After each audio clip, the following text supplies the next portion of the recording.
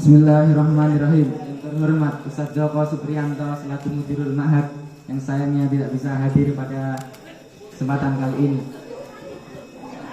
Yang saya hormati para jajaran Dewan Juri serta para asatid, dan yang saya banggakan para khotbah serta hadirin sekalian yang berbahagia. Aku lakum assalamualaikum warahmatullahi wabarakatuh. Innal hamdalillah nahmaduhu wa nasta'inuhu wa nastaghfiruh wa na'udzu billahi min shururi anfusina wa min sayyiati a'malina.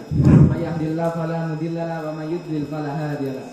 Asyhadu an la ilaha illallah wa asyhadu anna Muhammadan abduhu wa rasuluh.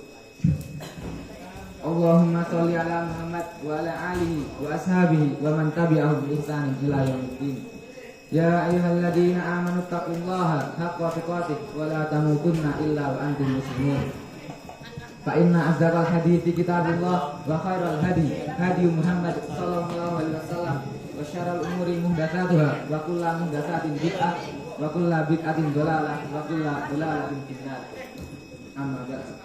Pertama-tama marilah kita panjatkan puja dan puji syukur kita kehadirat Allah Subhanahu wa taala yang telah memberikan begitu banyak nikmat kepada kita sehingga kita dapat berkumpul pada acara pidato bahasa Indonesia dengan keadaan sehat. Kedua kalinya sholawat beriringan salam semoga senantiasa tercurahkan kepada baginda Nabi Muhammad sallallahu alaihi wasallam yang telah membawa agama Islam dari zaman jahiliyah menuju zaman Islamnya. Ketiga kalinya berdirinya saya di sini tidak lupa untuk berwasiat kepada hadirin sekalian, terkhususnya untuk diri saya pribadi agar selalu meningkatkan kualitas takwa karena sebaik-baik bekal adalah takwa. Bagaimana firman Allah, wa tazawwadu fa inna khairaz zadi taqwa, dan berbekallah karena sebaik-baik bekal adalah takwa. Quran surat Al-Baqarah ayat 197. Dan tidak lupa saya berterima kasih kepada MC yang telah memberikan saya sedikit waktu untuk berkhutbah yang berjudul jerat-jerat lisan mewaspadai amal tercela, ghibah dan namimah. Ghibah dan namimah termasuk dosa yang paling buruk. Al-Quran telah memperingatkan kita tentang ghibah dan menyerupakan pelakunya seperti orang yang memakan bangkai saudaranya. Allah berfirman, wala yaktab ba'dukum ba'dun ayuhibbu ahadukum ayakula lahma ahi maitan fakarihtumuhu wattaqullah innallaha tawwabur rahim. Dan janganlah sebagian di antara kalian menggunjing sebagian yang lainnya. Sukakah salah seorang di antara kalian memakan daging saudaranya yang telah mati? Maka tentulah kalian akan merasa jijik kepadanya dan bertakwalah kepada Allah. Sungguhnya Allah Maha penerima taubat, lagi Maha benar, lagi Maha pengampun. Quran surat Al-Hujurat ayat 12.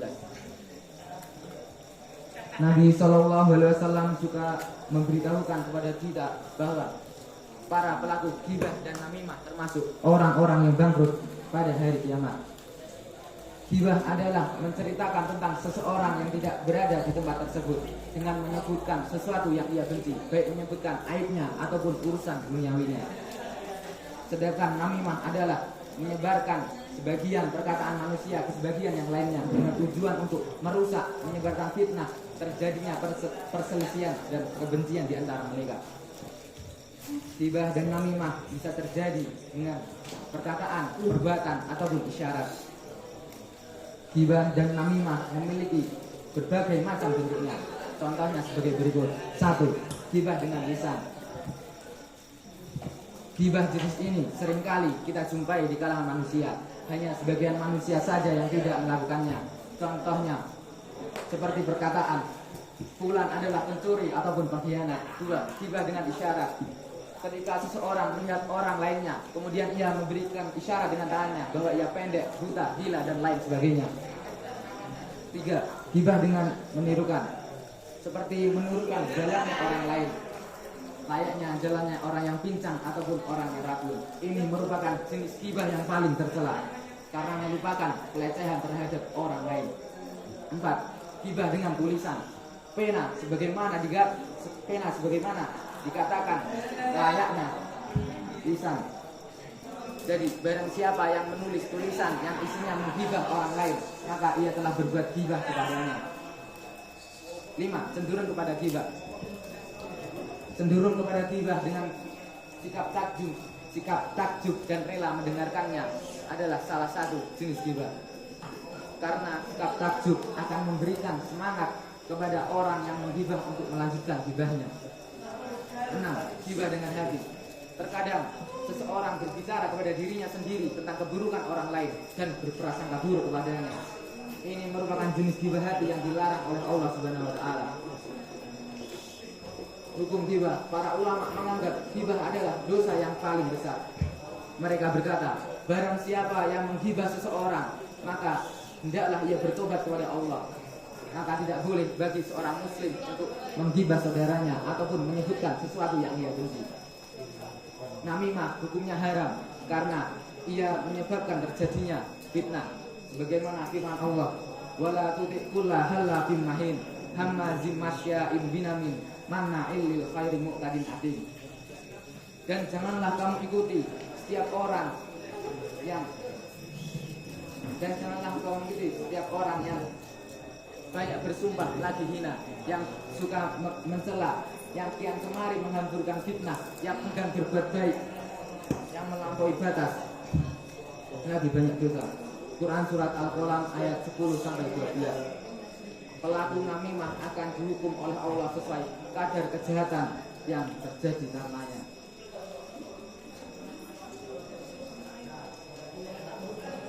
Peringatan tentang ghibah. Pertama, peringatan dari Al-Quran. 1. Allah memberitahu kepada kita bahwa setiap ucapan yang dikatakan oleh manusia pasti akan dihisab kelak di hari kiamat. Di sana ada malaikat yang senantiasa menulis setiap kebaikan ataupun keburukan manusia. 2. Allah mengancam pelaku ghibah dengan siksaan yang paling pedih kelak di neraka jahanam. Allah berfirman, wailul likulli humazatil lumazah, dan celakalah bagi setiap pengumpat lagi pencela. Quran surat Al-Humazah ayat 1. Ghibah dan namimah akan berpengaruh buruk bagi para korban ataupun pelakunya. Pertama, akibat yang terjadi bagi para korban. 1. Namanya akan tercemar di hadapan orang lain.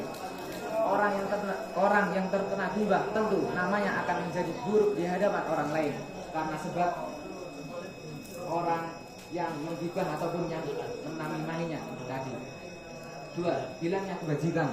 Terkadang kebajikan seseorang tidak teraih karena sebab ghibah dan namimah. 2. Pengaruh yang diterima bagi para pelaku. 1. Siap mendapatkan azab dari Allah. Pada malam Isra, Nabi melihat satu kaum yang memakan bangkai. Beliau bertanya kepada Jibril, siapakah mereka wahai Jibril? Jibril menjawab, mereka adalah orang-orang yang memakan daging manusia. 2. Orang-orang akan lari menjauhinya.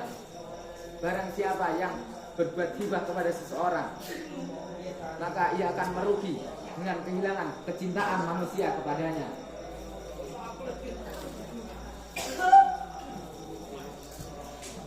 Mereka lari menjauhinya, takut akan digibahi ataupun dinamimahi.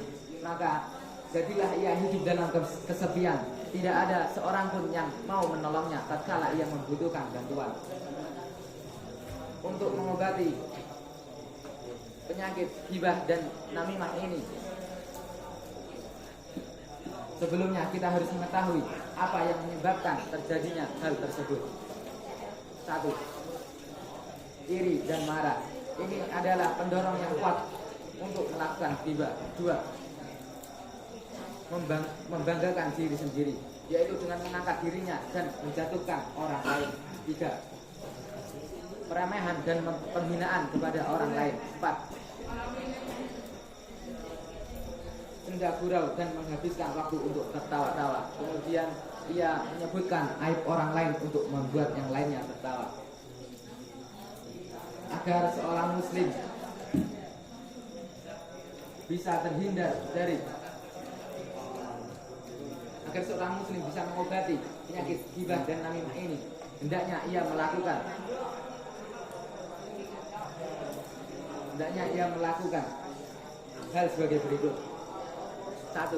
hendaknya para pelaku ghibah merasa terancam, mengetahui bahwa ia terancam kemurkaan Allah Subhanahu wa Ta'ala karena sebab ghibah yang telah ia lakukan kepada orang lain, dan mengetahui bahwa hal tersebut akan menghapus semua kebaikannya. Kedua, hendaklah ia menahan amarahnya kepada orang lain.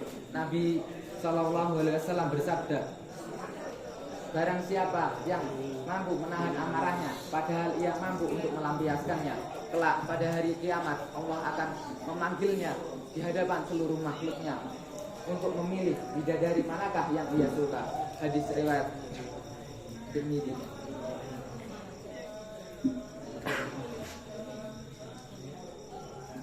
Ketiga,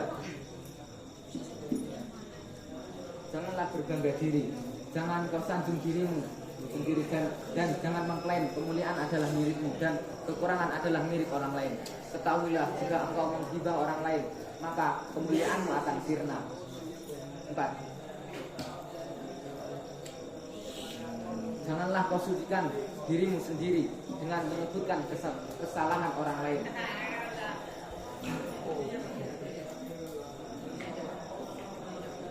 Sebisa mungkin kau harus menjauhi untuk menghibah dirinya. Adapun kesimpulan yang bisa diambil dari khotbah saya adalah: pertama, janganlah kita menghibah saudara kita karena hal tersebut hanya akan menjerumuskan kita ke dalam neraka. Kedua, janganlah banyak berprasangka buruk karena sebagian besar prasangka adalah dosa. 3, hendaknya kita mencegah dan menasihati hal tersebut karena mencegah dan menasihati hal tersebut itu diwajibkan oleh Allah kepada kita. Sebelum saya akhiri khotbah saya, marilah kita berdoa karena doa adalah senjata terbaik bagi kaum muslimin. Innallaha wa malaikatahu yusholluna 'alan nabi ya ayyuhalladzina amanu shallu 'alaihi wa sallimu taslima. Allahumma shalli 'ala Muhammad wa 'ala ali Muhammad kama shallaita 'ala Ibrahim wa 'ala ali Ibrahim innaka Hamidum Majid. Wa barik 'ala Muhammad wa 'ala ali Muhammad kama barakta 'ala Ibrahim wa 'ala ali Ibrahim innaka Hamidum Majid. Allahumma ighfir lil muslimina wal muslimat wal mu'minina wal mu'minat al ahya'u minhum wal amwat innaka sami'un qaribun mujibud da'wat. Allahumma la tuzigh qulubana ba'da idh hadaitana wa hab lana min ladunka rahmah innaka antal wahhab. Allahumma arinal haqqa haqqan warzuqna ittiba'ah wa arinal batila batila warzuqna ijtinabah. Allahumma inna nas'aluka salamatan fid din wa afiyatan fil zakat wa ziyadatan fil ilm wa barakatan fil rizq wa taubatan qabla al maut wa rahmatan indal maut. Allahumma hawwin alaina fi sakaratil maut wa najata minan nar wal afi indal hisab. Rabbana fir lana wa li ikhwanina alladziina sabaquna bil iman wa la taj'al fi qulubina ghillan lil ladziina amanu Rabbana innaka ra'ufur rahim. Rabbana atina fid dunya hasanah wa fil akhirati hasanah wa qina adzabannar. Subhana rabbika rabbil izzati amma yasifun wa salamun alal mursalin walhamdulillahi rabbil alamin. Mungkin cukup sekian dari saya. Apabila ada salah kata saya mohon maaf. Berakhir, wassalamualaikum warahmatullahi wabarakatuh. Syukron ila ahina kina asya